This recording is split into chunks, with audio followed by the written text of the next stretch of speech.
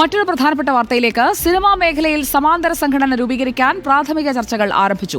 Progressive film makers association എന്ന പേരിലാകും സംഘടന. സംവിധായകരായ അഞ്ജലി മേനോൻ, ആഷിഖ് അബു, ലിജോ ജോസ് പെല്ലിശ്ശേരി തുടങ്ങിയവരാണ് സംഘടനയ്ക്ക് പിന്നിൽ. സിനിമാ രംഗത്തെ സമഗ്ര നവീകരണമാണ് സംഘടനയുടെ ലക്ഷ്യമെന്ന് സിനിമാ പ്രവർത്തകർക്ക് നൽകിയ കത്തിൽ പറയുന്നു. അൽ അമീൻ നൽകും കൂടുതൽ വിവരങ്ങൾ. അൽ അമീൻ, സംവിധായകരാണ് സംഘടനയ്ക്ക് തുടക്കമിടുന്നത്. അതിൽ ഫെഫ്ക വിട്ടിറങ്ങിയ ആഷിഖ് അബുവുമുണ്ട്. ഈ സംഘടനയുടെ ഒരു സ്വഭാവം എങ്ങനെയായിരിക്കും? എല്ലാ മേഖലയിലും പ്രവർത്തിക്കുന്നവർക്ക് അംഗത്വമാണോ, അതോ സംവിധായകർക്ക്, അങ്ങനെ സാങ്കേതിക പ്രവർത്തകർക്ക് മാത്രമായി ഉള്ളതാണോ? AMMA പിളരുകയാണോ അൽ അമീൻ? സുജിയ, സംഘടന സ്ട്രക്ചറും ഫോർമാറ്റും എന്താണ് എന്ന കാര്യത്തിൽ ഒരു വ്യക്തത വന്നിട്ടില്ല. പക്ഷെ പറയുന്നത് മലയാള ചലച്ചിത്ര മേഖലയെ നവീകരിക്കേണ്ടതുണ്ട്. നിലവിൽ ഒരു പരിധിവരെ മലയാള സിനിമ കാലഹരണപ്പെട്ട രീതികളിലൂടെയും സംവിധാനങ്ങളുടെയുമായി മുന്നോട്ട് പോകുന്നത്. കൃത്യമായ വ്യവസ്ഥകളോ നിയതമായ രീതികളോ ഒന്നും തന്നെ നിലവിൽ മലയാള സിനിമാ രംഗത്തില്ല. അത് മാറ്റിക്കുറിക്കേണ്ടതുണ്ട്. അങ്ങനെ അത് മാറ്റി തിരുത്തണമെങ്കിൽ പുതിയ രീതിയിൽ ചിന്തിക്കുന്ന, ആധുനിക രീതിയിൽ ചിന്തിക്കുന്ന സിനിമാ പ്രവർത്തകരുടെ ഒരു കൂട്ടായ്മ വേണം. അതിനുവേണ്ടിയാണ് ഈ പറഞ്ഞതുപോലെ പ്രോഗ്രസീവ് ഫിലിം മേക്കേഴ്സ് അസോസിയേഷൻ എന്നൊരു സംഘടന രൂപീകരിക്കേണ്ടതിന്റെ അനിവാര്യതയും ആവശ്യകതയും ചൂണ്ടിക്കാണിക്കുന്നത്. പിന്നണി പ്രവർത്തകരാണ് സിനിമയുടെ അടിസ്ഥാനമായി പ്രവർത്തിക്കുന്നത്. അതുകൊണ്ട് അവർ തന്നെ മുൻകൈയെടുത്ത് ഇത്തരമൊരു സംഘടനയ്ക്ക് രൂപം നൽകേണ്ടതുണ്ട് എന്നുള്ളതാണ് സിനിമാ പ്രവർത്തകർക്ക് അഞ്ജലി മേനോന്റെയും അതുപോലെ തന്നെ ആഷിഖ് അബുവിന്റെയും രാജീവ് രവിയുടെയും റിമ കല്ലിങ്കലിന്റെയും ഒക്കെ പേരിൽ പോയ കത്തിൽ പറയുന്നത്. ഇത് മാത്രമല്ല, അവർക്ക് മാത്രമല്ല, അങ്ങനെ പിന്നണി പ്രവർത്തകരാണ്, സംവിധായകരാണ് ഇതിനൊരു മുൻകൈ എടുക്കുന്നതെങ്കിലും അവരിൽ മാത്രം ചുരുങ്ങി നിൽക്കുന്ന ഒരു സംഘടനയായിട്ടല്ല അതിനെ കാണുന്നത്, അത് വിഭാവനം ചെയ്തിരിക്കുന്നത്.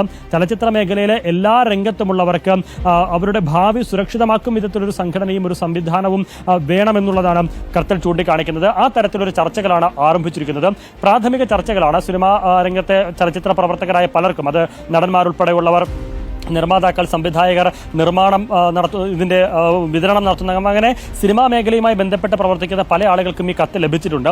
അവരുടെയൊക്കെ ഒരു അഭിപ്രായം കൂടി സ്വരൂപിച്ചതിന് ശേഷമായിരിക്കും സംഘടനയുടെ ഒരു രൂപവും അതിന്റെ ഒരു സ്വഭാവവും എങ്ങനെയായിരിക്കണം എന്ന കാര്യത്തിൽ അന്തിമ തീരുമാനമുണ്ടാവുക. ഇപ്പോൾ ഒരു സംഘടന പ്രഖ്യാപിക്കാനാകുന്ന തരത്തിലേക്ക് വളർന്നിട്ടില്ല ചർച്ചകൾ എന്നുള്ളതാണ് അണിയറ പ്രവർത്തകർ പറയുന്നത്. പ്രാഥമിക ചർച്ചകൾ മാത്രമാണ് നടക്കുന്നത് എന്നുള്ളതാണ്.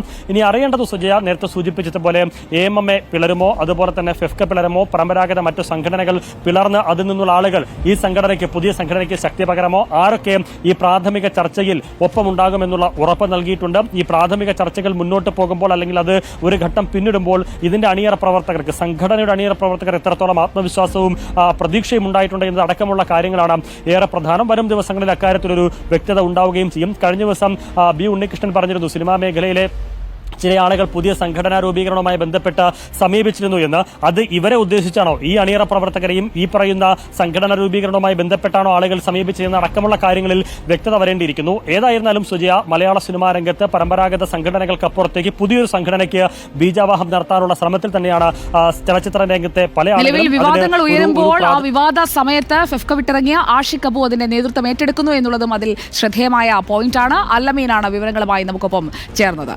നടിയെ ആക്രമിച്ച കേസിൽ 8ാം പ്രതി ദിലീപിനെതിരെ സംസ്ഥാന സർക്കാർ സുപ്രീം കോടതിയിൽ. കേസിന്റെ വിചാരണ വൈകിപ്പിക്കുന്നുവെന്നും അടിസ്ഥാനമില്ലാത്ത കഥകളാണ് ദിലീപ് മെനയുന്നതെന്നും സർക്കാർ കോടതിയെ അറിയിച്ചു. പൾസർ സുനിയുടെ ജാമ്യാപേക്ഷയെ എതിർത്ത് നൽകിയ സത്യവാങ്മൂലത്തിലാണ് സർക്കാർ